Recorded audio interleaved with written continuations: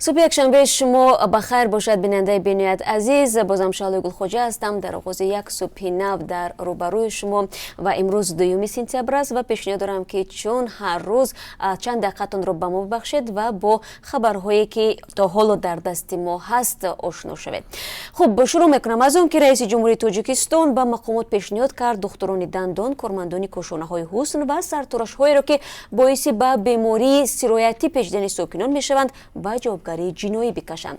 ایمالی رحمان روز 1 سپتامبر هنگام سخنرانی در دانشگاه طبی تاجیکستان گفت این مسئله هر چه زودتر در کدکس جنایی وارد کرده و اینچنین خواستار به جوابگری جنایی کشیدن مسئولان داروخانه‌های شد که مواد طبی بی صفت مهلتش گذشته، قلبکی و برای قاچاق وارد شده را میفروشند.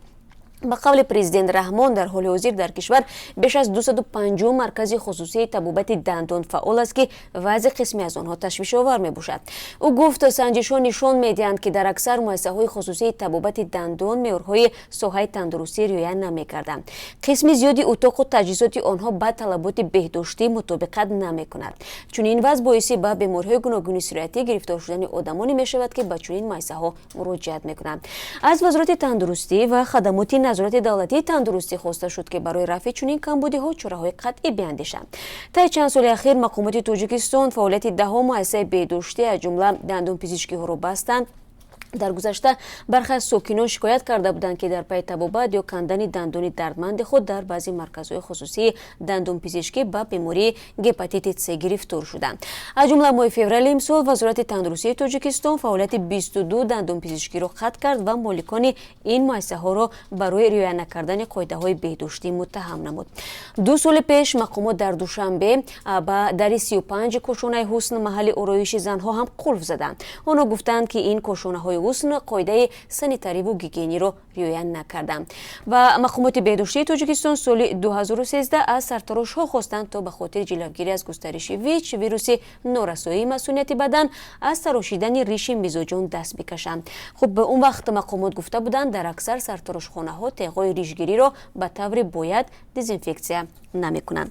یک خوش خبر دارم. امید حسنبیکов پهلوانی تاجیک در مسابقه سامبو از روی برنامه بازی‌های 18 تابستانه آسیایی که در شهر جاکارتا اندونزیا برگزار شد مدال نقره و گشتگیری دیگری تاجیک کامرانشاه استوپیریان مدال برنجی گرفتند. یادآور می‌شوم که کامرانشاه استوپیریان در مسابقه جودو نیز که 31 آگوست در اندونزیا دایر شد در وزن زیر 90 کیلو صاحب مدال برنجی گردید.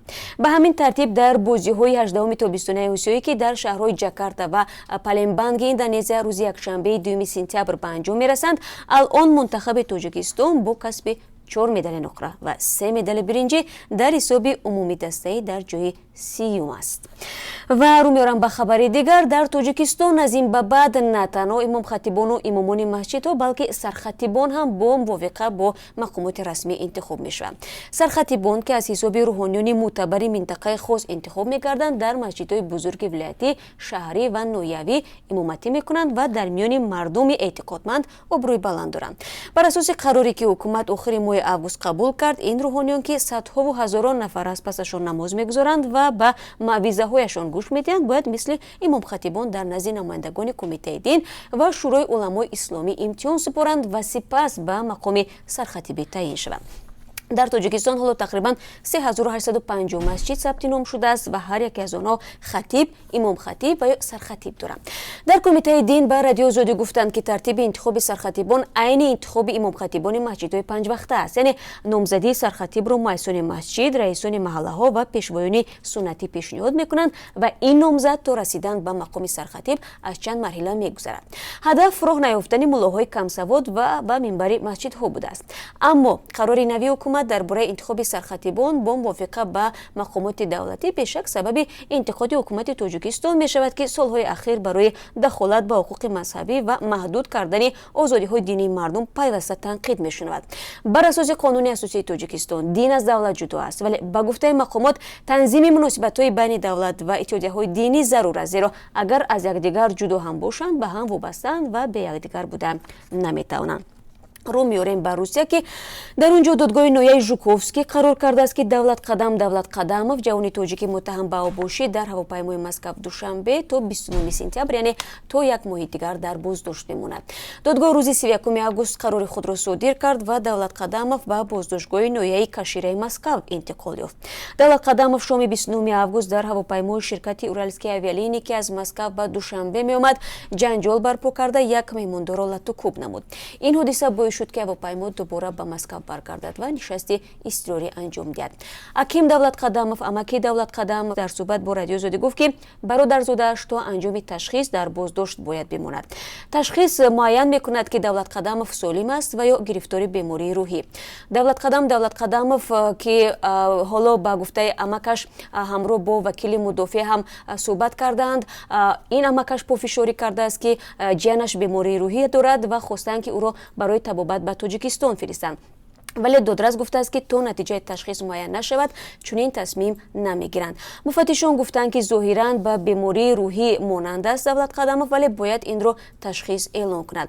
اگر بیماری روحی اعتراف شود شاید با رهبرت او را از روسیه اخراج کنند یا اینجا به طبابت فرا گرفته می شود. منظور از روسیه است.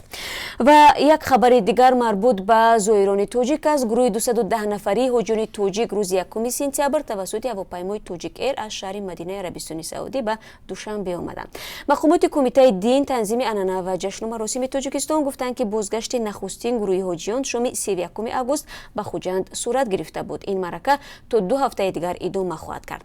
در فرودگاه بین‌المللی دوشنبه حجیان تاجیک را نمایندگان کمیته دین و پیوندان پیشواز گرفتند. امسال برای ادای حج به سعودی بیش از 6000 نفر رفته است. حج برای هر مسلمان در صورت داشتن قدرت و توانایی فرض شده است. اما طبق قرار 3 سال پیش مقامات تاجیک این قرار را برآوردند. تنها نفرانی از 40 ساله بالا حق دارند به حج بروند.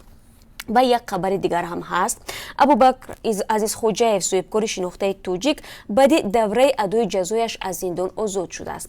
این صاحبکار تاجیک تا 20 سال 2016 با جرم برانگیختن کینه و عداوت ملی، نژادی، محلگرایی و یا دینی به 2.5 سال زندان محکوم شده بود. یک نفر نزدیک به ابوبکر عزیز خوجاєv امروز به رادیو آزادی گفت او صبح شنبه از زندان آزاد شده است و فعلا در خانه‌اش است. ابوبکر عزیز خوجاєv 62 ساله ماه فوریه سال 2016 بازداشت شد و محاکمه‌اش در آخر ماه ایون همان سال بعد چند مدت معالجه در بیمارستان کسلی‌های روی کوکتاش آغاز یافت. قبل از بازداشت داومی تخمیناً 5 سال اخیر صاحبکار با افراد و شرکت‌های گوناگون بحث‌های دادگاهی داشت و بیشتر از ناعادلانه بررسی شدن عرضه‌های شکایت می‌کرد. ضمناً سازمان‌های بین‌المللی به مثل هیومن رایتس واچ یا دیدبان حقوق بشر حکم عزیز خوجاєv را سیاسی نامیده بارها آزادی او را طلب کرده بودند. و بیننده عزیز، این چند خبری بود که من در دست داشتم. البته خبرهای زیادی دیگر هم هست که شما میتونید اون رو در www.azadi.org صفحه رسمی ما پیدا کنید و نوارهای قابل دیدنی رو میتونید در آزادی ویدیو کانال مخصوص ما در یوتیوب تماشا کنید. روز خوب داشته باشید.